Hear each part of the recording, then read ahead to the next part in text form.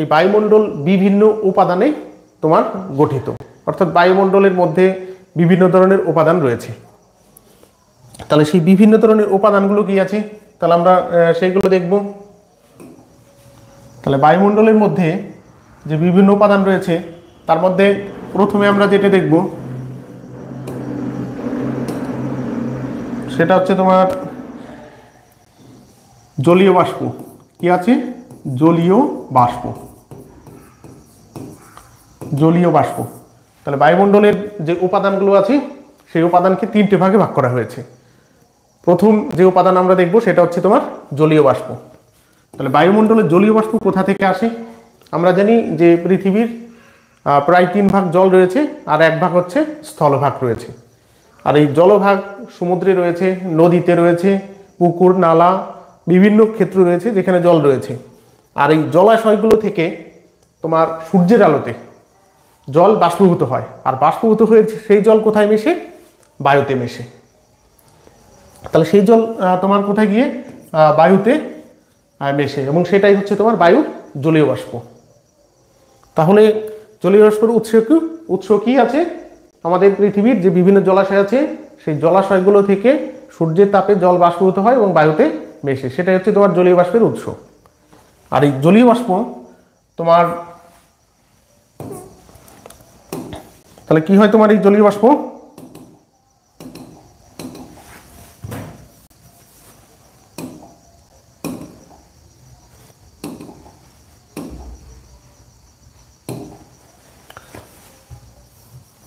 তাহলে জলীয় বাষ্প তোমার মেঘ, কুয়াশা, শিশির ইত্যাদি সৃষ্টিতে সহায়তা করে থাকে।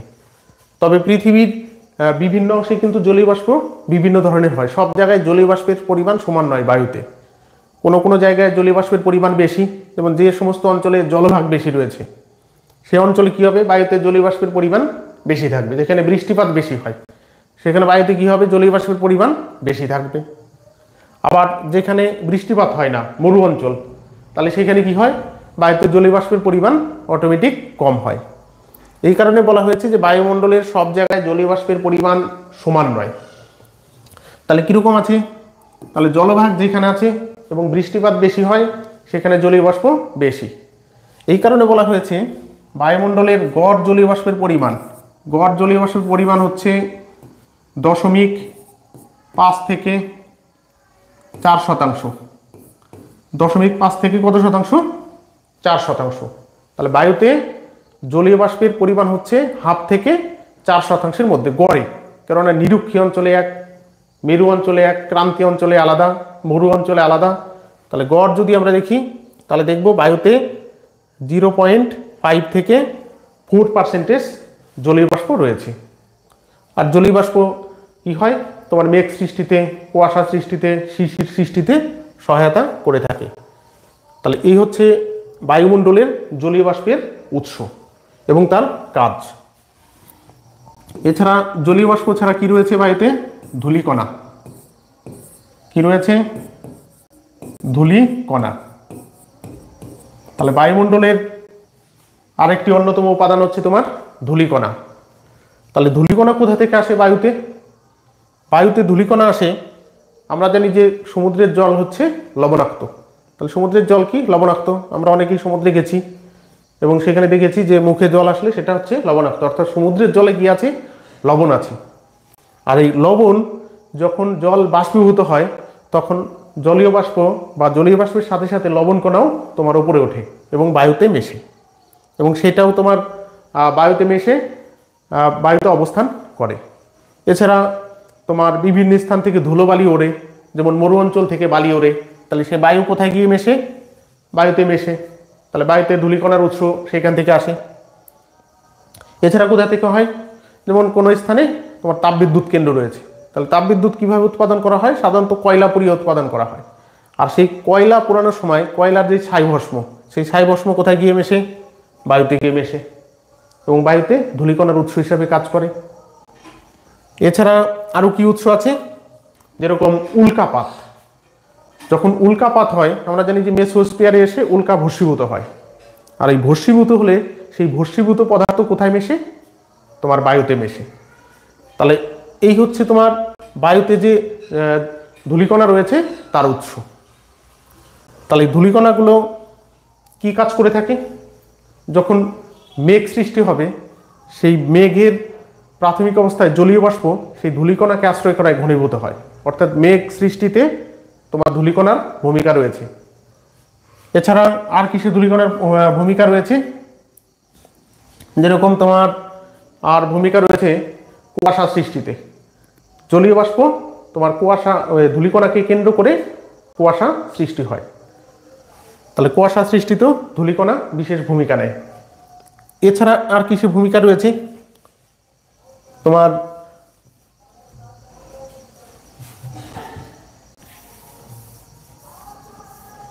তাহলে ধূলিকণা মেঘ সৃষ্টিতে, কুয়াশা সৃষ্টিতে, এছাড়া গ্লোবাল ওয়ার্মিং এর ক্ষেত্রে, যেমন পৃথিবীর উষ্ণতা বেড়ে যাওয়াকে, গড় উষ্ণতা বেড়ে যাওয়াকে গ্লোবাল ওয়ার্মিং বলা হয়।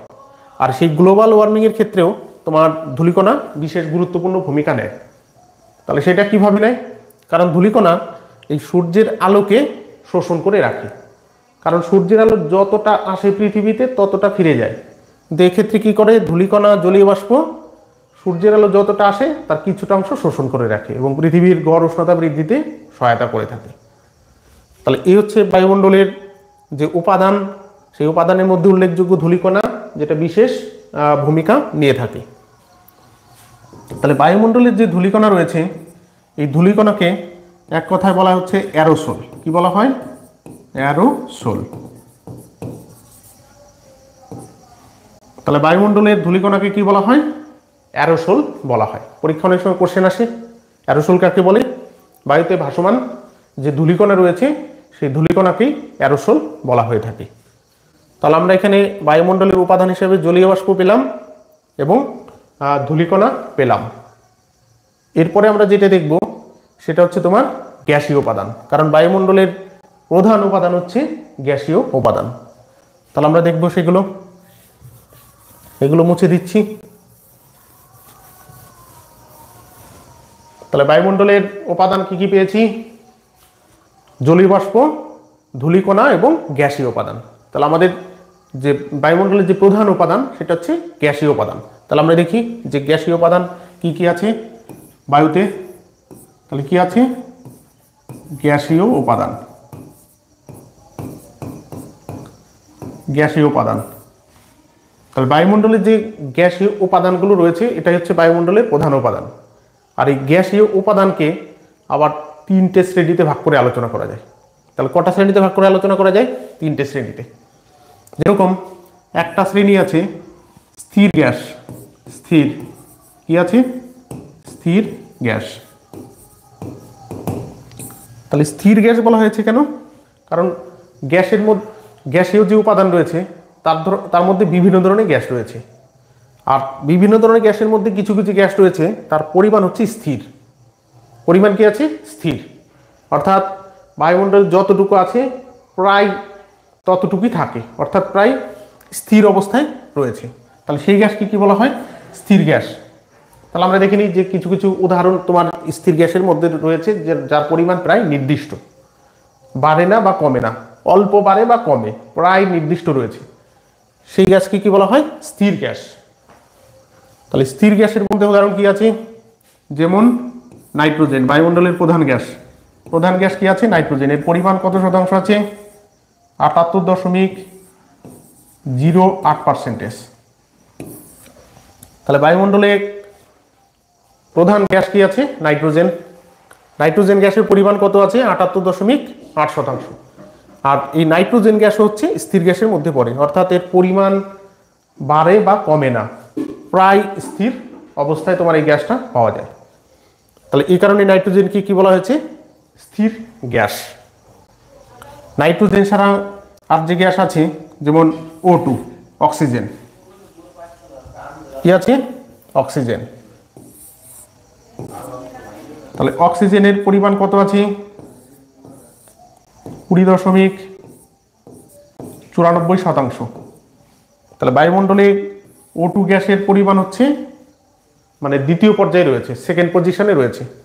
বায়ুমণ্ডলে সব থেকে বেশি থাকে নাইট্রোজেন গ্যাস এবং সেকেন্ড পর্যায়ে রয়েছে তোমার অক্সিজেন। যেটা 20.94% রয়েছে, এবং অক্সিজেন হচ্ছে স্থির গ্যাসের মধ্যে পড়ে, অর্থাৎ এর পরিমাণও কমে বা বাড়ে খুব কম, মানে প্রায় স্থির এর যে পরিমাণ।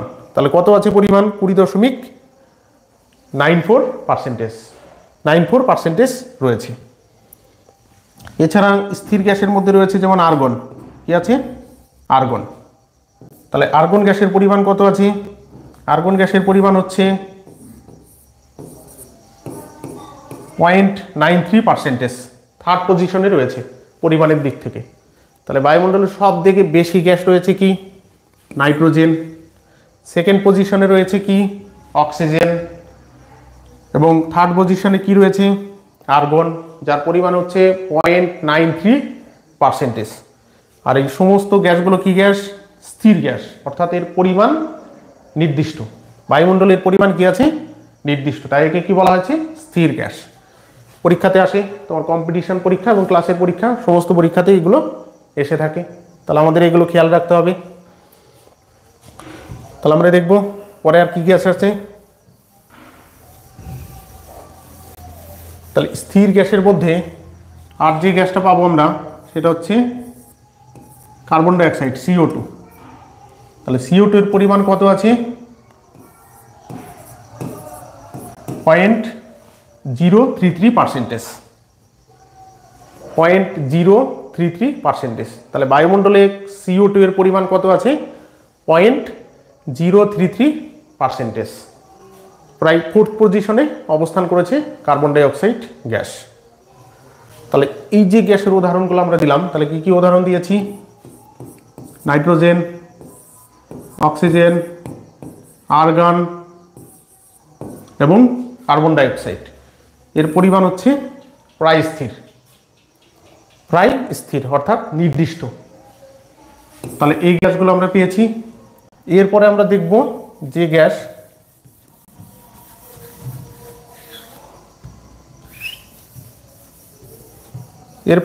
দেখা হবে সেটা হচ্ছে তোমার নিষ্ক্রিয় গ্যাস।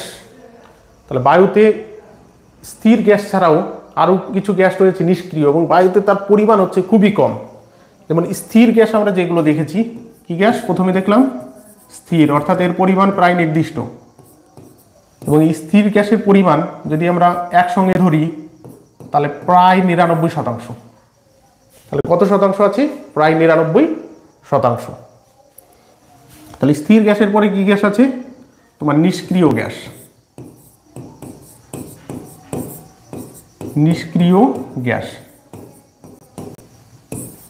তাহলে আমরা দেখে নেব যে নিষ্ক্রিয় গ্যাসগুলো কি কি আছে।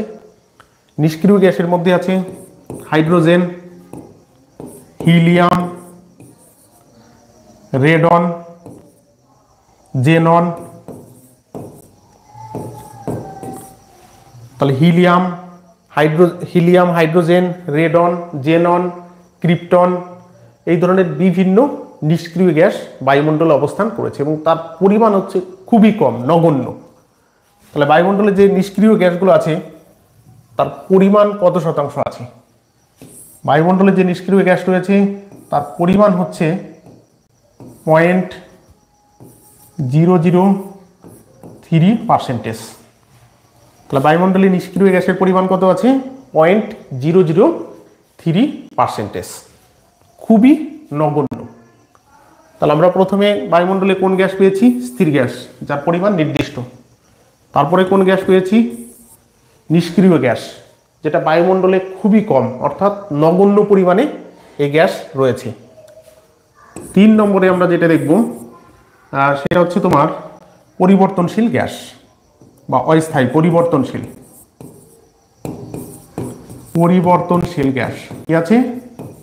পরিবর্তনশীল গ্যাস। তাহলে পরিবর্তনশীল গ্যাসের মধ্যে রয়েছে SO2 আর হচ্ছে CH4, মিথেন, সালফার ডাইঅক্সাইড এবং মিথেন। এগুলো হচ্ছে পরিবর্তনশীল গ্যাস, অর্থাৎ বায়ুতে এর পরিমাণ নির্দিষ্ট নয়, এটা কখনো বাড়ে এবং কখনো কমে, এরকম অবস্থায় রয়েছে। যেমন সালফার ডাইঅক্সাইড গ্যাস, তোমার মিথেন গ্যাস, CH4, এই গ্যাসগুলো যে উৎস রয়েছে, যেমন আগ্নেয়গিরির অগ্নুৎপাতের সময় কি হয়? তোমার এই সালফার ডাই অক্সাইড নির্গত হয়, মিথেন নির্গত হয়। এছাড়া জৈব পদার্থের পচন থেকে, জৈব পদার্থ পচে গেলে তা থেকে তোমার সালফার ডাই অক্সাইড এবং মিথেন উভয় গ্যাসই নির্গত হয়ে থাকে। এছাড়া মিথেন CH4 যে গ্যাসটা আছে তোমার কাদা জমি বা ধানের জমি অথবা খড়ের গাদা যেখানে আছে সেইখান থেকে বেশি পরিমাণে নির্গত হয়ে থাকে। তাহলে সালফার ডাই অক্সাইড এবং মিথেন এগুলোর পরিমাণ বায়ুমণ্ডলে নির্দিষ্ট নয়, তাই এটা কি বলা হয়েছে? পরিবর্তনশীল গ্যাস। ঠিক আছে, তাহলে বায়ুমণ্ডলের যে গ্যাসীয় উপাদান রয়েছে তাই কটা ভাগে ভাগ করা হয়েছিল? 3টে। স্থির গ্যাস, নিষ্ক্রিয় গ্যাস আর হচ্ছে পরিবর্তনশীল গ্যাস। তাহলে আমরা অবশ্যই উদাহরণগুলো মনে রাখার চেষ্টা করব। স্থির গ্যাসের মধ্যে আমরা কি পেয়েছিলাম? Nitrogen, oxygen, argon, carbon die oxide. নিষ্ক্রিয় গ্যাসের মধ্যে আমরা কি পেলাম? Helium, hydrogen, radon, xenon, krypton, ozone. তাহলে এই গ্যাসগুলো হচ্ছে তোমার নিষ্ক্রিয় গ্যাস। আর পরিবর্তনশীল গ্যাস কি পেলাম আমরা? সালফার ডাই অক্সাইড SO2 আর হচ্ছে CH4 মিথেন। এগুলো হচ্ছে তোমার পরিবর্তনশীল গ্যাস। তাহলে এগুলো কি আছে? পরিবর্তনশীল গ্যাস। তাহলে আমরা এতক্ষণ ধরে যে বিষয়টা আলোচনা করলাম সেটা হচ্ছে বায়ুমণ্ডলের উপাদান। তাহলে বায়ুমণ্ডলের উপাদানকে কটা ভাগে ভাগ করা হলো? 3টে ভাগে। জলীয় বাষ্প, ধূলিকণা বা অ্যারোসোল আর হচ্ছে গ্যাসীয় পদার্থ। তাহলে গ্যাসীয় পদার্থকে আবার কটা ভাগে ভাগ করা হয়েছে? 3টে। স্থির গ্যাস, নিষ্ক্রিয় গ্যাস এবং পরিবর্তনশীল গ্যাস, এবং তাদের প্রত্যেকটার উদাহরণ আমরা দেখেছি। আর প্রথমে আমরা কি বললাম? যে বায়ুমণ্ডল কাকে বলে? যে গোলাকার পৃথিবীর চারিদিকে বলয়ের আকারে যে গ্যাসীয় উপাদান রয়েছে সেটাকে কি বলা হয়েছে? বায়ুমণ্ডল। তাহলে এই যে বায়ুমণ্ডল রয়েছে, এই বায়ুমণ্ডলকে তোমার দুটো ভিত্তিতে শ্রেণীবিভাগ করা যায়। তাহলে আমরা দেখে নেব সেই দুটো ভিত্তি কি আছে। তাহলে বায়ুমণ্ডলকে কটা ভিত্তিতে শ্রেণীবিভাগ করা যায়? দুটো ভিত্তিতে। কি কি আছে? এক নম্বর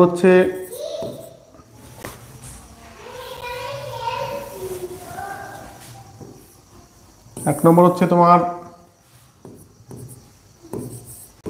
উষ্ণতা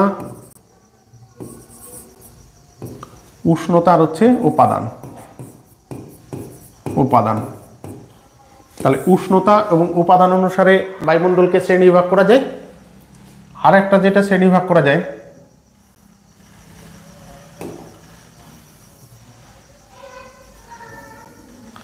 যেটা রয়েছে সেটা হচ্ছে তোমার বিভিন্ন গ্যাসের অনুপাত অনুসারে। কি আছে? গ্যাসের অনুপাত। বিভিন্ন গ্যাসের অনুপাত অনুসারে শ্রেণীবিভাগ করা যায়। তাহলে বায়ুমণ্ডলকে কটা ভিত্তিতে ভাগ করা যায়? একটা হচ্ছে উষ্ণতা এবং উপাদান অনুসারে, আর বিভিন্ন গ্যাসের অনুপাত অনুসারে শ্রেণীবিভাগ করা যায়। তাহলে আমরা প্রথমে উষ্ণতা এবং উচ্চতা অনুসারে বায়ুমণ্ডলের যে শ্রেণীবিভাগ রয়েছে সেই শ্রেণীবিভাগ সম্পর্কে আলোচনা করব আজকে। এগুলো তোমার কম্পিটিটিভ পরীক্ষায় বিশেষ করে WB KPর কোশ্চেন অবশ্যই আসে এখান থেকে, তো সবাই এগুলো করে রাখবে। তাহলে আমরা প্রথমে কনসেপ্ট ক্লিয়ার করব, তারপরে আমরা মাল্টিপল চয়েসের কোশ্চেনগুলো দেখব আজকে, যেখান থেকে কোন কোন মাল্টিপল চয়েসের কোশ্চেন আসে এবং সেইগুলো এখানে দেয়া হবে, তোমরা সবাই আনসার জানাবে।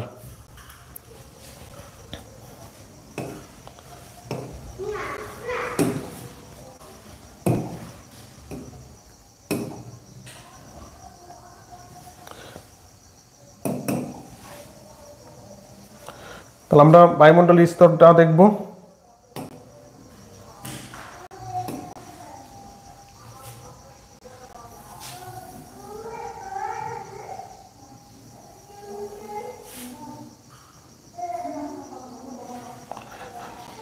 তাহলে আমরা কি দেখলাম? যে বায়ুমণ্ডলকে কটা ভিত্তিতে শ্রেণীবিভাগ করা যায়? দুটো ভিত্তিতে, উষ্ণতা এবং উপাদান অনুসারে, আর একটা হচ্ছে তোমার বিভিন্ন গ্যাসের অনুপাত অনুসারে। তাহলে আমরা প্রথমে কোন শ্রেণীবিভাগটা করব? উচ্চতা এবং উপাদান অনুসারে বায়ুমণ্ডলের শ্রেণীবিভাগ। তাহলে কি ভাগ করা হবে?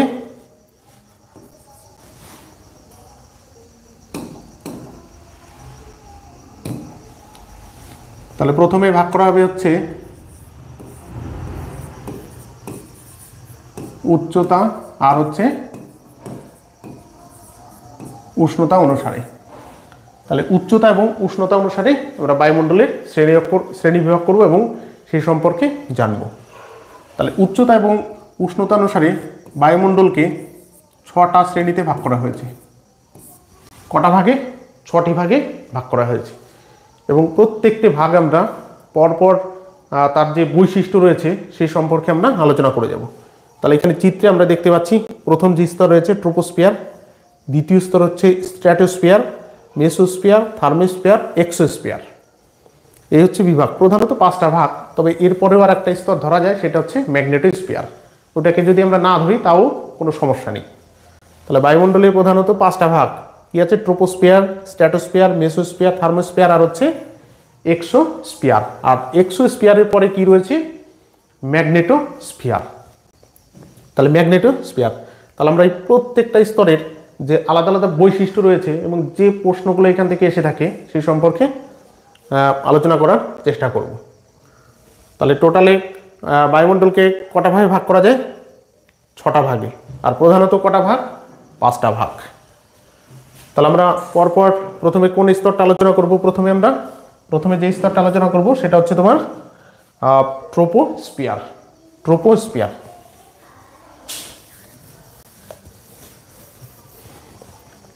তাহলে আমরা প্রথমে যে বিভাগটা সম্পর্কে আলোচনা করব সেটা হচ্ছে ট্রোপোস্ফিয়ার।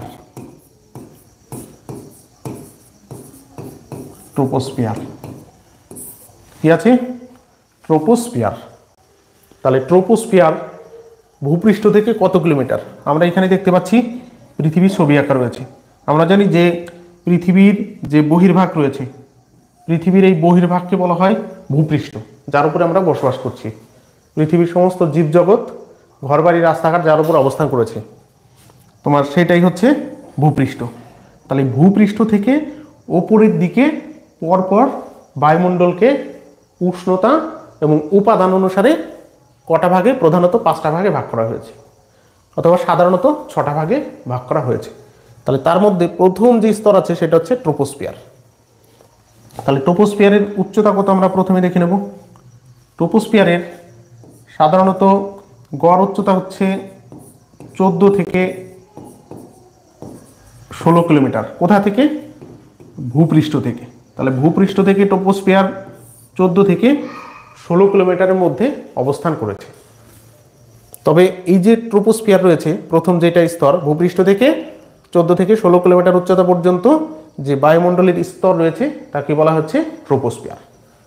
আর এই ট্রোপোস্ফিয়ারের উচ্চতা সব জায়গায় কিন্তু সমান নয়। তাহলে কোথায় কোথায় আলাদা আছে? যেমন মেরু অঞ্চলে। কোথায়? মেরু অঞ্চলে। মেরু অঞ্চলে এই ট্রোপোস্ফিয়ারের উচ্চতা হচ্ছে 8 কিলোমিটার। কত কিলোমিটার? 8 কিলোমিটার। আবার নিরক্ষীয় অঞ্চলে ট্রোপোস্ফিয়ারের উচ্চতা বেশি। নিরক্ষীয় অঞ্চলে ট্রোপোস্ফিয়ারের উচ্চতা কত কিলোমিটার? 18 কিলোমিটার। তাহলে আমরা এখানে কি দেখতে পাচ্ছি? ভূপৃষ্ঠ থেকে মেরু অঞ্চলে 8 কিলোমিটার উচ্চতা পর্যন্ত এবং নিরক্ষীয় অঞ্চলে 18 কিলোমিটার উচ্চতা পর্যন্ত ট্রোপোস্ফিয়ার অবস্থান করেছে এবং গড়ে 14 থেকে 16 কিলোমিটার এটাকে ধরা হয় ট্রোপোস্ফিয়ারের উচ্চতা। আবার আমরা যদি ক্রান্তীয় অঞ্চলে যাই তাহলে আবার সেইখানে 13-14 কিলোমিটার উচ্চতা। তার মানে হচ্ছে ট্রোপোস্ফিয়ারের উচ্চতা সব জায়গায় সমান নয়। নিরক্ষীয় অঞ্চলে সব থেকে বেশি এবং মেরু অঞ্চলে ট্রোপোস্ফিয়ারের উচ্চতা সব থেকে কম। তাহলে গড়ে আমরা কত ধরবো? 14 থেকে 16 কিলোমিটার ভূপৃষ্ঠ থেকে ট্রোপোস্ফিয়ারের উচ্চতা। ঠিক আছে? তাহলে আমরা প্রথমে কি পেলাম? ট্রোপোস্ফিয়ার কাকে বলে? ভূপৃষ্ঠ থেকে 16 কিলোমিটার পর্যন্ত ঊর্ধ্বে যে বায়ুমণ্ডলীয় স্তর রয়েছে সেটা হচ্ছে ট্রোপোস্ফিয়ার। তাহলে ট্রোপোস্ফিয়ারের আদার্স যে বৈশিষ্ট্যগুলো আছে সেগুলো আমরা দেখে নিই কি কি আছে। তাহলে আমরা প্রথমে পেলাম হচ্ছে ট্রোপোস্ফিয়ারের উচ্চতা। তাহলে দেখি আমরা এরপরে আর কি বৈশিষ্ট্য তোমার ট্রোপোস্ফিয়ার থেকে রয়েছে দেখে নিই। লাইনে কারা আছো?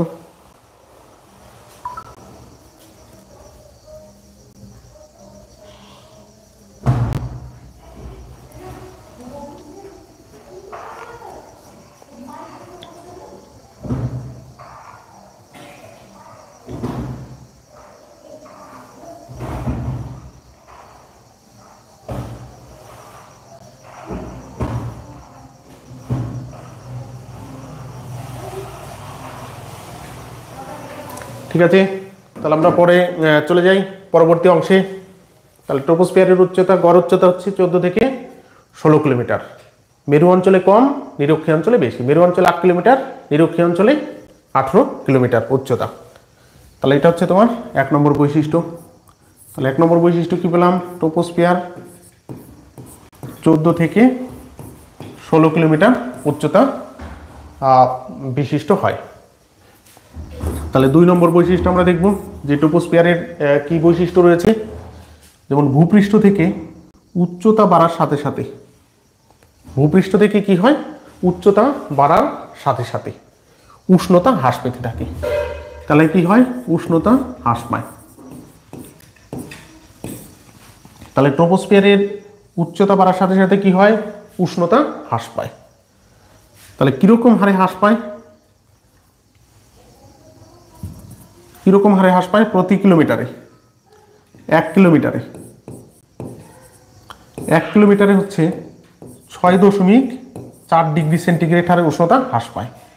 তাহলে ভূপৃষ্ঠ থেকে 1 কিলোমিটার ওপরে যদি ওঠা যায় তাহলে তোমার উষ্ণতা 6.4 ডিগ্রি সেন্টিগ্রেড হ্রাস পাবে 1 কিলোমিটারে। এটাকে যদি আমরা মিটারে ধরি, তাহলে মিটারে যদি ধরি আমরা, তাহলে তোমার 165 মিটারে 1 ডিগ্রি সেন্টিগ্রেড হ্রাস পাবে। কি আছে? 165 মিটারে 1 ডিগ্রি সেন্টিগ্রেড হ্রাস পাবে। তাহলে আমরা এখানে কি দেখলাম? কিলোমিটারে 6.4 ডিগ্রি সেন্টিগ্রেড উষ্ণতা ভূপৃষ্ঠ থেকে যত উপরে উঠবে তত কমবে। এবং মিটারে যদি দেখি 165 মিটারে উচ্চতা বাড়ালে তোমার 1 ডিগ্রি উষ্ণতা হ্রাস পাবে। তাহলে ট্রপোস্ফিয়ারের এই উচ্চতা বাড়ার সাথে সাথে উষ্ণতা হ্রাস পেতে পেতে এবং শেষ পর্যায়ে গিয়ে উষ্ণতা দাঁড়ায় হচ্ছে তোমার, উষ্ণতা কি দাঁড়াবে? উষ্ণতা দাঁড়াবে হচ্ছে -80 ডিগ্রি সেন্টিগ্রেড। তাহলে ট্রপোস্ফিয়ারের শেষ প্রান্তে গিয়ে উষ্ণতা কমে কমে গিয়ে কত ডিগ্রিতে পৌঁছায়? -80 ডিগ্রি সেন্টিগ্রেড উষ্ণতায় পৌঁছাবে। তাহলে আমরা প্রথমে কি পেলাম? ট্রপোস্ফিয়ারের উচ্চতা বাড়ার সাথে সাথে উষ্ণতা হ্রাস পায়। উষ্ণতা হ্রাস পেতে পেতে লাস্টে গিয়ে কত দাঁড়ায়? উষ্ণতা -80 ডিগ্রি সেন্টিগ্রেড। আর ট্রপোস্ফিয়ারের একদম শেষ প্রান্তকে, ট্রপোস্ফিয়ারের শেষ যে প্রান্ত রয়েছে সেই শেষ প্রান্তকে বলা হয় ট্রোপোপজ। কি বলা হয় এটাকে? ট্রোপোপজ। ট্রোপোপজ বলা হয়। তাহলে ট্রপোস্ফিয়ারের শেষ প্রান্তকে বলা হয় ট্রোপোপজ। ঠিক আছে। আর এই ট্রোপোপজের উষ্ণতা কত হয়? তোমার -80 ডিগ্রি সেন্টিগ্রেড। -80 degree centigrade. তাহলে এই একটা বৈশিষ্ট্য পাওয়া গেল। এরপরে ট্রপোস্ফিয়ারের আর যে বৈশিষ্ট্যগুলো রয়েছে, তোমার বায়ুমণ্ডলের যত উপাদান রয়েছে তার বেশিরভাগ উপাদান রয়েছে তোমার ট্রপোস্ফিয়ারে। বায়ুমণ্ডলের যত উপাদান রয়েছে তার বেশিরভাগ উপাদান, তাহলে কত শতাংশ? প্রায় 75% উপাদান ট্রপোস্ফিয়ারে রয়েছে। তাহলে উপাদান বলতে কি বোঝানো হয়েছে? জলীয় বাষ্প, গ্যাসীয় উপাদান, ধূলিকণা। তার প্রায় 75% এই ট্রপোস্ফিয়ারে অবস্থান করেছে। তাহলে এখানে ধূলিকণা, জলীয় বাষ্প, মেঘ, বৃষ্টিপাত, ঝড়, ঝঞ্ঝা এই সমস্ত কোথায় হয়? ট্রপোস্ফিয়ারে সংঘটিত হয়ে থাকে। এই কারণে ট্রপোস্ফিয়ারকে বলা হয় হচ্ছে তোমার ক্ষুব্ধ মণ্ডল। কি আছে? ক্ষুব্ধ মণ্ডল। তাহলে ট্রপোস্ফিয়ারকে ক্ষুব্ধ মণ্ডল বলা হয়েছে কেন? কারণ ট্রপোস্ফিয়ারে মেঘ, ঝড়, বৃষ্টিপাত, ঘূর্ণপাত সমস্ত কিছু সংঘটিত হয়। এই কারণে ট্রপোস্ফিয়ারকে বলা হয়েছে তোমার ক্ষুব্ধ মণ্ডল। ঠিক আছে। তাহলে ট্রপোস্ফিয়ার উচ্চতা বাড়ার সাথে সাথে কি হয়? উষ্ণতা কমে যায়। ট্রপোস্ফিয়ারের শেষ সীমান্ত কি বলা হয়? ট্রোপোপজ। এবং শেষ সীমান্ত উষ্ণতা কত থাকে? -80 ডিগ্রি সেন্টিগ্রেড। আর বায়ুমণ্ডলের মোট উপাদানের কত শতাংশ? প্রায় 75% উপাদান এখানে অবস্থান করেছে। এই কারণে এখানে কি হয়, ঝড় বৃষ্টিপাত ঘূর্ণপাত সব হয়। তাই এই স্তরের আর একটা নাম কি আছে, ক্ষুব্ধ মণ্ডল।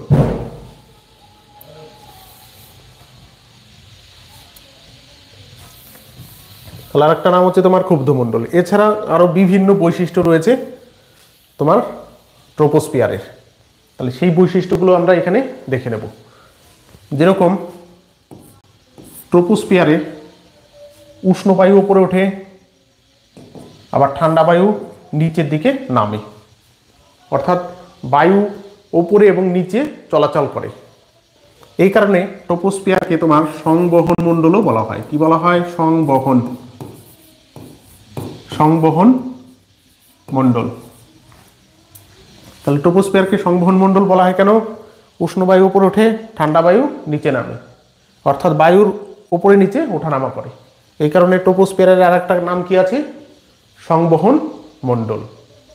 ট্রোপোস্ফিয়ারের একটা নাম হচ্ছে তোমার সংবহন মণ্ডল। এছাড়া ট্রোপোস্ফিয়ারের আরো অনেক কিছু বৈশিষ্ট্য রয়েছে, তাহলে আমরা দেখব সেই বৈশিষ্ট্যগুলো কি আছে। তাহলে এর আগে কি বৈশিষ্ট্য পেয়েছি, ট্রোপোস্ফিয়ারকে ক্ষুব্ধ মণ্ডল বলা হয়। এছাড়া যে বৈশিষ্ট্যগুলো রয়েছে তোমার ট্রোপোস্ফিয়ারে তোমার হেলিকপ্টার কি আছে, হেলিকপ্টার,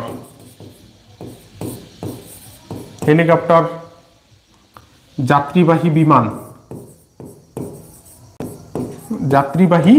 বিমান চলাচল করে। তাহলে ট্রোপোস্ফিয়ারে হেলিকপ্টার, যাত্রীবাহী বিমান, পাখি ইত্যাদি চলাচল করে উপরে। তাহলে হেলিকপ্টার এবং যাত্রীবাহী বিমান কোন স্তরে চলাচল করে, ট্রোপোস্ফিয়ারে চলাচল করে থাকে। তাহলে এই হচ্ছে ট্রোপোস্ফিয়ারের যে বিভিন্ন বৈশিষ্ট্য, সেই বৈশিষ্ট্যগুলো। তাহলে ট্রোপোস্ফিয়ারের পরে আমরা পরবর্তী স্তরে চলে যাব। যে ট্রোপোস্ফিয়ারের পরে যে পরবর্তী যে স্তর রয়েছে, সেই স্তরের নাম কি আছে, স্ট্র্যাটোস্ফিয়ার। তাহলে প্রথম কি পেয়েছি, ট্রোপোস্ফিয়ার। তাহলে ট্রোপোস্ফিয়ার কত কিলোমিটার পর্যন্ত ছিল, 14 থেকে 16, আমরা এখানে 16 লিখছি।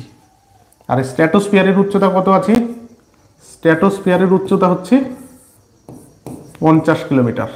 16 থেকে 50 কিলোমিটারের মধ্যে রয়েছে কি, স্ট্র্যাটোস্ফিয়ার।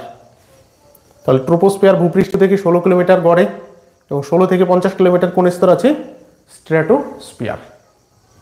তাহলে স্ট্র্যাটোস্ফিয়ারেরও বিশেষ কিছু বৈশিষ্ট্য আছে, সেগুলো আমাদেরকে জানতে হবে। তাহলে স্ট্র্যাটোস্ফিয়ারের যে বৈশিষ্ট্যগুলো রয়েছে, তাহলে সেইগুলো আমরা দেখব।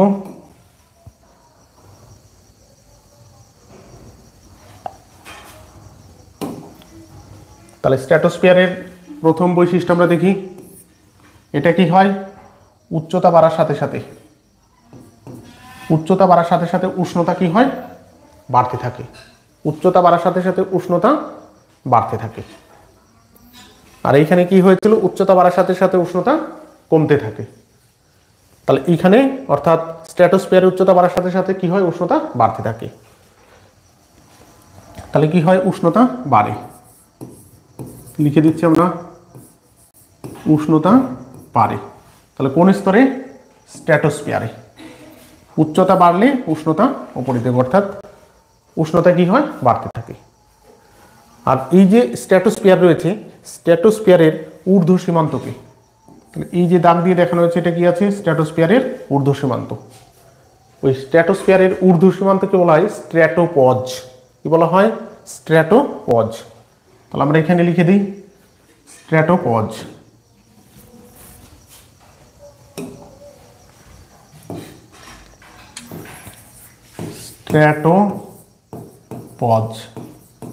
স্ট্র্যাটোপজ। তাহলে স্ট্র্যাটোস্ফিয়ারের শেষ সীমান্তকে বলা হচ্ছে স্ট্র্যাটোপজ। আর এই স্ট্র্যাটোপজে অর্থাৎ সর্বোচ্চ উচ্চতায় উষ্ণতা কি দাঁড়ায় হচ্ছে 0 ডিগ্রি সেন্টিগ্রেড। তাহলে আমরা ট্রোপোপজে উষ্ণতা কত পেয়েছিলাম, -80 ডিগ্রি সেন্টিগ্রেড।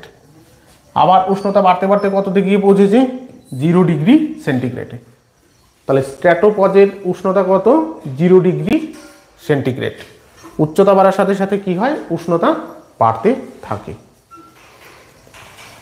এছাড়া কি বৈশিষ্ট্য আছে, এছাড়া স্ট্র্যাটোস্ফিয়ারে যে বৈশিষ্ট্য রয়েছে, সেই বৈশিষ্ট্য হচ্ছে তোমার এইখানে তোমার শান্ত ভাব বিরাজ করে। কি আছে? শান্ত ভাব। তাহলে কেন শান্ত ভাব বিরাজ করে? কারণ এখানে বায়ুমণ্ডলের ধূলিকণা, গ্যাসীয় কণা, জলীয় বাষ্পের পরিমাণ খুবই কম থাকে, এই কারণে এখানে শান্ত ভাব বিরাজ করে। এই কারণে স্ট্র্যাটোস্ফিয়ারের আর এক নাম হচ্ছে শান্ত মণ্ডল। কি আছে? শান্ত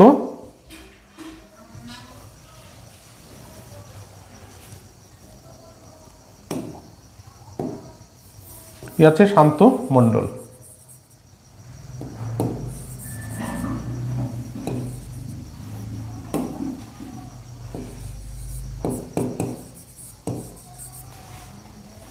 তাহলে স্ট্র্যাটোস্ফিয়ারের আর একটা নাম কি আছে? শান্তমণ্ডল। কারণ এখানে ঝড়, বৃষ্টিপাত, ঘূর্ণপাত কিছুই সংঘটিত হয় না, কারণ এখানে বায়ুতে জলীয় বাষ্প, ধূলিকণা, গ্যাসীয় কণার পরিমাণ তুলনামূলক কম রয়েছে, এই কারণে শান্তমণ্ডল বলা হয়।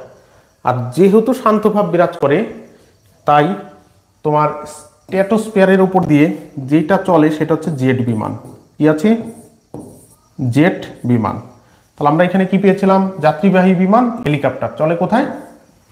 ট্রোপোস্ফিয়ারে। কিন্তু জেট বিমান কোথায় চলে? তোমার স্ট্র্যাটোস্ফিয়ারে। তাহলে কেন স্ট্র্যাটোস্ফিয়ারে জেট বিমান চলে? কারণ শান্তভাব বিরাজ করে।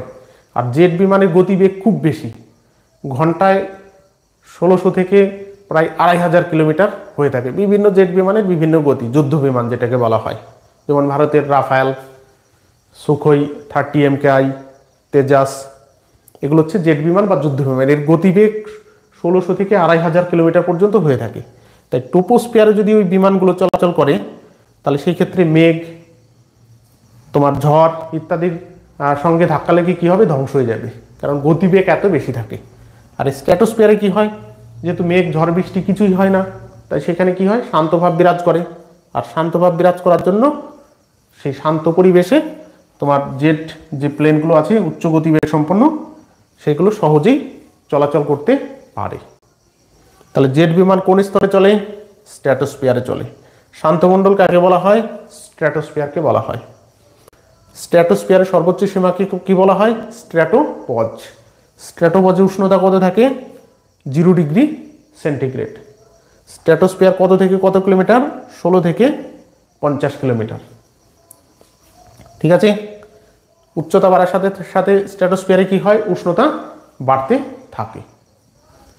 তাহলে এইগুলো হচ্ছে স্ট্র্যাটোস্ফিয়ারের উল্লেখযোগ্য বৈশিষ্ট্য। তাহলে এছাড়া আর যে বৈশিষ্ট্যগুলো স্ট্র্যাটোস্ফিয়ারে রয়েছে সেগুলো আমরা দেখব। আরও অনেক কয়েকটা বৈশিষ্ট্য রয়েছে, যেমন স্ট্র্যাটোস্ফিয়ারের মাঝে আমরা একটা লাইন দেখতে পাচ্ছি। এই লাইনটা হচ্ছে তোমার কত? 25 থেকে 35 কিলোমিটার। তাহলে স্ট্র্যাটোস্ফিয়ারের মাঝেই 25 থেকে 35 কিলোমিটার। অনেক বইতে 20 থেকে 40 আছে, 45 আছে, সাধারণত 25 থেকে 35 কিলোমিটার যে স্তর রয়েছে, তার মধ্যে থাকে কি গ্যাস? Ozone gas. কি গ্যাস থাকে? Ozone gas. Ozone gas.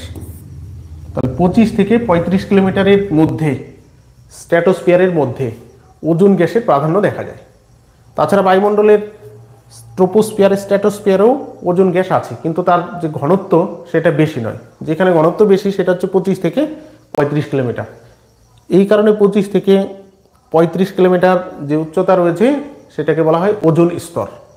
তাহলে ওজোন স্তর কোন স্তরের মধ্যে অবস্থান করেছে? স্ট্র্যাটোস্ফিয়ারের মধ্যে। কারণ 16 থেকে 50 হচ্ছে স্ট্র্যাটোস্ফিয়ার, আর তার মধ্যেই হচ্ছে 25 থেকে 35। তাহলে সেটা কি হবে? ওজোন স্তর। তাহলে ওজোন স্তর। তাহলে ওজোন স্তরের কাজ কি আছে? ওজোন স্তরের কাজ হচ্ছে সূর্য থেকে আসা অতি বেগুনি রশ্মি,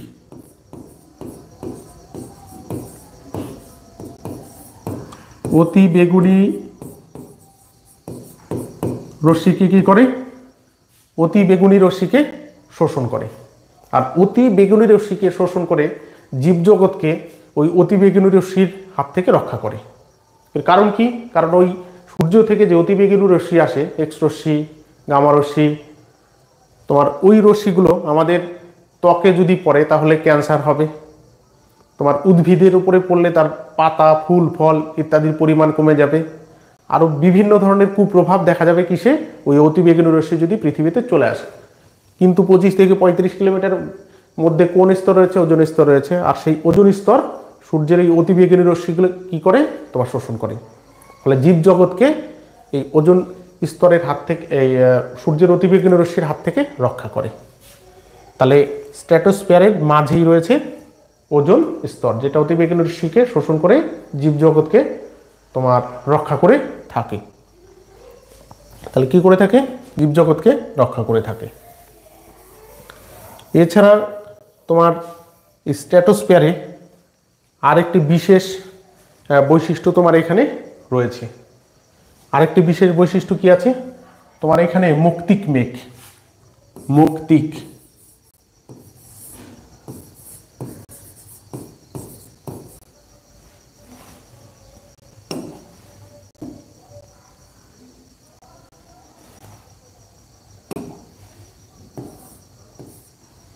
মুক্তিক মেঘ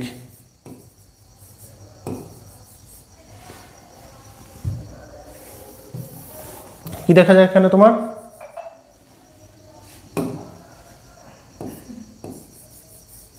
মুক্তিক মেঘ।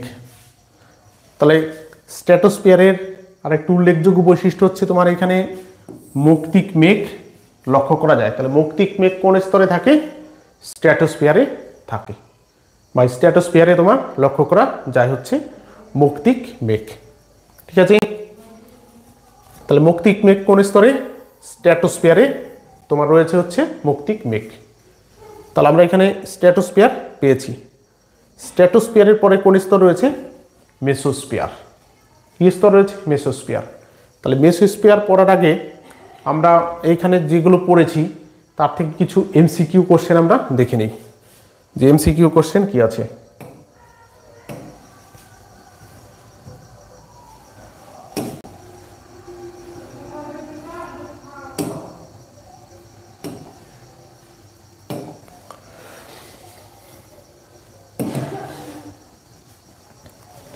তাহলে আমরা এখানে এমসিকিউ কোশ্চেন দেখতে পাচ্ছি। এই কোশ্চেনগুলোর আনসার আমরা অবশ্যই বলবো। এখানে কি লেখা রয়েছে? বায়ুমণ্ডল ভূপৃষ্ঠ থেকে কত কিলোমিটার উচ্চতা পর্যন্ত বিস্তৃত? কি দেওয়া রয়েছে? প্রথমে 1000 কিলোমিটার, 10,000 কিলোমিটার, 12,000 কিলোমিটার, 8,000 বা 80,000 কিলোমিটার দেওয়া রয়েছে। তাহলে এর মধ্যে কোনটা আনসার হবে? সবাই জানাবে যে ভূপৃষ্ঠ থেকে বায়ুমণ্ডল কত কিলোমিটার উচ্চতা পর্যন্ত বিস্তৃত। তাহলে ভূপৃষ্ঠ থেকে বায়ুমণ্ডল হচ্ছে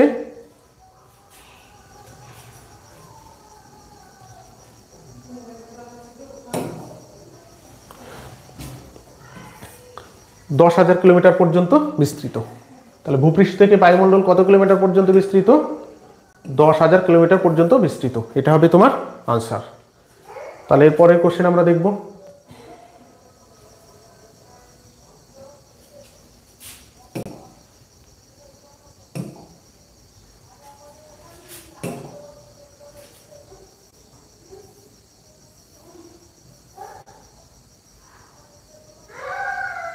তাহলে সবাই জানাবে বায়ুতে কার্বন ডাই অক্সাইডের পরিমাণ কত শতাংশ?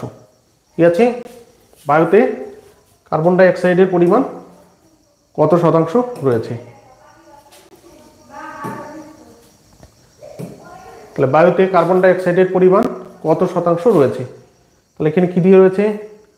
0.30%। তারপরে কি আছে? 0.003%। তারপরে কি রয়েছে? 0.0003%। লাস্টে কি রয়েছে? 0.033%। তাহলে বায়ুমণ্ডলে কার্বন ডাই অক্সাইডের পরিমাণ কত শতাংশ? কুড়িয়েছি, সবাই অবশ্যই বলবে। তাহলে কত হবে? ডি, অপশন ডি, 0.033% বায়ুমণ্ডলে কার্বন ডাই অক্সাইডের পরিমাণ। পয়েন্ট কি আছে? 0.033%। তাহলে এটা হচ্ছে সঠিক আনসার, যে বায়ুমণ্ডলে কার্বন ডাই অক্সাইডের পরিমাণ। তাহলে এরপরের কোশ্চেন আমরা দেখব।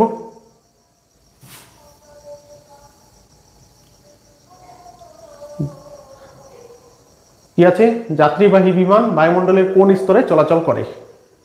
কি কি স্তর আছে এখানে? ট্রোপোস্ফিয়ার, স্ট্র্যাটোস্ফিয়ার, ওজোন স্তর এবং মেসোস্ফিয়ার। এর মধ্যে দিয়ে কোন স্তরে তোমার যাত্রীবাহী বিমান কি আছে? যাত্রীবাহী, আমাদের এখানে খেয়াল করতে হবে যে যাত্রীবাহী বিমান কোন স্তরের মধ্যে দিয়ে চলাচল করে। বলবে সবাই ট্রোপোস্ফিয়ার, স্ট্র্যাটোস্ফিয়ার, ওজোন স্তর আর হচ্ছে মেসোস্ফিয়ার। কি হবে? এর আনসার হবে হচ্ছে ট্রোপোস্ফিয়ার। ট্রোপোস্ফিয়ার। অনেকেই ভুল করে কি করবে? স্ট্র্যাটোস্ফিয়ার মারবে, কিন্তু স্ট্র্যাটোস্ফিয়ার হচ্ছে জেট বিমান চলে, কিন্তু ট্রোপোস্ফিয়ারে চলে হচ্ছে যাত্রীবাহী বিমান এবং হেলিকপ্টার।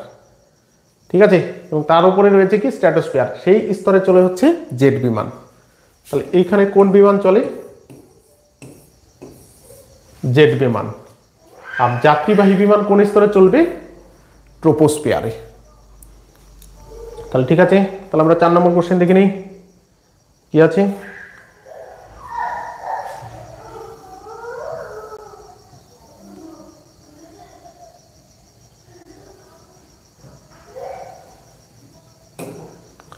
চার নম্বর কি আছে? ভূপৃষ্ঠ থেকে কত মিটার উচ্চতা বৃদ্ধিতে 1 ডিগ্রি সেন্টিগ্রেড উষ্ণতা হ্রাস পায়? সবাই বলবে। এখানে অপশন কি আছে? অপশন আছে 160 মিটার, 165 মিটার, 170 মিটার, 175 মিটার। এখানে বলা হচ্ছে ভূপৃষ্ঠ থেকে কত মিটার উচ্চতা বৃদ্ধিতে 1 ডিগ্রি সেন্টিগ্রেড উষ্ণতা হ্রাস পায়। তাহলে কি হবে এখানে আনসার? এখানে আনসার হবে 165 মিটার উচ্চতা বৃদ্ধিতে তোমার 1 ডিগ্রি সেন্টিগ্রেড উষ্ণতা হ্রাস পায়। 1 ডিগ্রি সেন্টিগ্রেড উষ্ণতা হ্রাস পায় কত? 165 মিটার উচ্চতা বৃদ্ধিতে। তাহলে পরবর্তী কোশ্চেন আমরা দেখব কি আছে।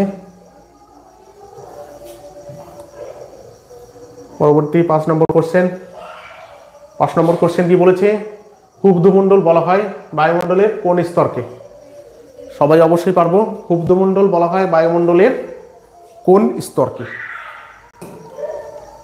তাহলে কি আছে? Troposphere, stratosphere, mesosphere, ionosphere. তাহলে এখানে কোনটা আনসার হবে? এটা হবে হচ্ছে ট্রোপোস্ফিয়ার। আমরা পড়লাম একটু আগেই, ট্রোপোস্ফিয়ারে মেঘ, ঝড়, বৃষ্টিপাত, ঘূর্ণপাত ইত্যাদি সংঘটিত হয়। এই কারণে ট্রোপোস্ফিয়ারকে কি বলা হয়? ক্ষুব্ধ মণ্ডল। তাহলে আমরা পরবর্তী কোশ্চেনে চলে যাব আবার। 6 নম্বর কোশ্চেন। বায়ুমণ্ডলের কোন স্তরকে সংবহন মণ্ডল বলা হয়? বায়ুমণ্ডলের কোন স্তরকে সংবহন মণ্ডল বলা হয়? তাহলে কি আছে? ট্রোপোস্ফিয়ার, স্ট্র্যাটোস্ফিয়ার বানান ভুল আছে একটু, ওজন বানান ভুল রয়েছে, ওজন স্তর হবে। কি হবে? ওজন স্তর। মেসোস্ফিয়ার, তাহলে ট্রোপোস্ফিয়ার, স্ট্র্যাটোস্ফিয়ার বানানটা ভুল রয়েছে এখানে একটু, ওজন স্তর আর হচ্ছে মেসোস্ফিয়ার। তাহলে এখানে আনসার কি হবে? বায়ুমণ্ডলের কোন স্তরকে সংবহন মণ্ডল বলা হয়? কোনটা? ট্রোপোস্ফিয়ারকে। তাহলে এখানে আনসার হচ্ছে ট্রোপোস্ফিয়ার। তাহলে কেন? এর আগেই আমরা ক্লাসে পড়লাম যে উষ্ণ এবং ঠান্ডা বায়ু উপরে নিচে ওঠানামা করে কোন স্তরে? ট্রোপোস্ফিয়ারে। এই কারণে ট্রোপোস্ফিয়ারকে কি বলা হয়? সংবহন মণ্ডল। পরবর্তী কোশ্চেনে আমরা চলে যাব। স্ট্র্যাটোপজের উষ্ণতা কত ডিগ্রি সেন্টিগ্রেড? কি বলেছে? স্ট্র্যাটোপজের উষ্ণতা কত ডিগ্রি সেন্টিগ্রেড? স্ট্র্যাটোপজ। তাহলে প্রথমে কি আছে? ট্রোপোপজ, তারপরে রয়েছে স্ট্র্যাটোপজ। তাহলে স্ট্র্যাটোপজের উষ্ণতা কত? কি আছে এখানে? 0 degree centigrade, 80 degree centigrade, 50 degree centigrade. এখানে দুটো শূন্য দিয়েছে, শূন্য হবে না, এখানে সবাই লিখে নেবে।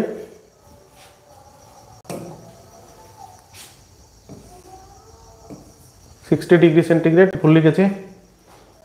তাহলে 0 degree centigrade, 80 degree centigrade, 50 degree centigrade এবং 60 ডিগ্রি সেন্টিগ্রেড, এর মধ্যে স্ট্র্যাটোপজের উষ্ণতা কত ডিগ্রি সেন্টিগ্রেড? স্ট্র্যাটোপজ। তাহলে এখানে আনসার হচ্ছে তোমার 0 ডিগ্রি। আনসার এ। আনসার এ। স্ট্র্যাটোপজের উষ্ণতা হচ্ছে 0 ডিগ্রি সেন্টিগ্রেড। কারণ ট্রোপোস্ফিয়ারের উষ্ণতা কমতে কমতে -80-তে পৌঁছেছিল। ট্রোপোস্ফিয়ারের পরে স্ট্র্যাটোস্ফিয়ার, উষ্ণতা বাড়তে বাড়তে স্ট্র্যাটোপজে গিয়ে উষ্ণতা কত দাঁড়িয়েছিল? 0 ডিগ্রি সেন্টিগ্রেড। ঠিক আছে, তাহলে আমরা 8 নম্বর কোশ্চেন। বায়ুমণ্ডলের কোন স্তরে মুক্তিক মেঘ? ঠিক আছে, বায়ুমণ্ডলের কোন স্তরে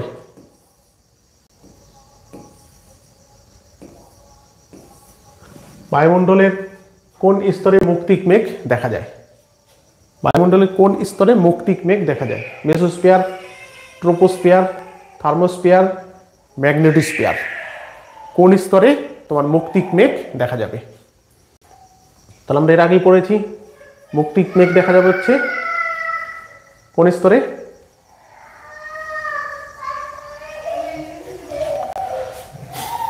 মুক্তিক মেঘ মেসোস্ফিয়ার, ট্রোপোস্ফিয়ার, থার্মোস্ফিয়ার। এখানে ভুল করেছে, এখানে থার্মোস্ফিয়ারের জায়গায় তোমার হবে হচ্ছে স্ট্র্যাটোস্ফিয়ার।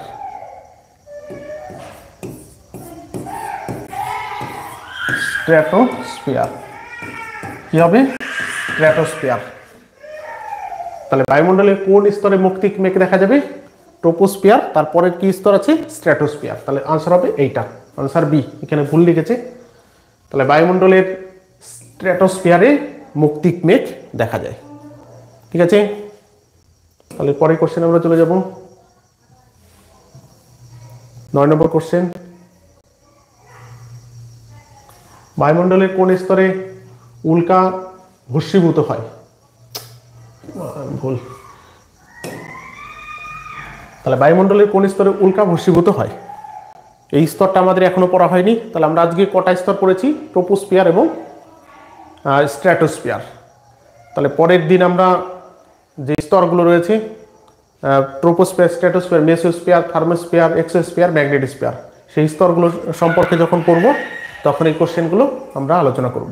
তাহলে আজকের মতো লাইভ ক্লাস এখানেই শেষ করা হবে এবং প্রত্যেক দিন রাত 8টার সময় তোমার জিওগ্রাফি, পলিটিক্যাল সায়েন্স, জিওগ্রাফির প্রথম থেকে শেষ পর্যন্ত কনসেপ্ট এবং মাল্টিপল চয়েসের কোশ্চেন পড়ানো হবে।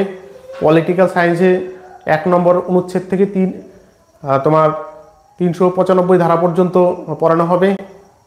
ইতিহাসের প্রস্তর যুগ থেকে আধুনিক যুগ পর্যন্ত, ব্রিটিশ আমল পর্যন্ত সমস্ত বিষয় আমরা পরপর ক্লাসে আলোচনা করে যাব। তাহলে অবশ্যই সবাই প্রত্যেক দিন রাত্রে 8টার সময় লাইভে থাকবে। এছাড়া তোমার সায়েন্সের ক্লাসগুলো রেকর্ডিং ক্লাস আপলোড করা হবে। সবাইকে ধন্যবাদ।